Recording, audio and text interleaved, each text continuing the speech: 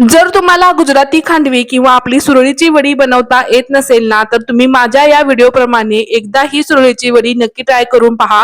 तर सुरळीची वडी बनवण्यासाठी मी 1 कप डाळीचं पीठ घेतलेलं आहे आणि जितकं पीठ त्याच्या डबल आपल्याला या इथे फ्रेश ताकाचा वापर करायचा आहे. थोडीशी हळद पूड आपल्याला ऍड करायचं आहे आणि या पिठामध्ये असलेल्या गाठी गुठळ्या मोडत सर्व हे जे बॅटर आहे ना, ते स्मूथ असं बनवून घ्यायचं आहे. चवीप्रमाणे यामध्ये मी मीठ ऍड केलेलं आहे, कोथिंबीर, आलं आणि मिरची याची पेस्ट ऍड करून हे बॅटर आपल्याला गाळून घ्यायचं आहे आणि हाय फ्लेम वरती हे बॅटर पूर्णपणे घट्ट होईपर्यंत आपल्याला सतत ढवळत राहायचं आहे. बॅटर अशा कन्सिस्टन्सी मध्ये आल्यानंतर आपल्याला किचन काउंटर वरती बॅटर गरम आहे तोपर्यंतच एकदम पातळ लेअर वरती हे बॅटर पसरवून घ्यायचं आहे. वरतून कोथिंबीर ऍड करून आपल्याला अशा पद्धतीने हे जे रोल आहेत ना, ते बनवायचे आहेत.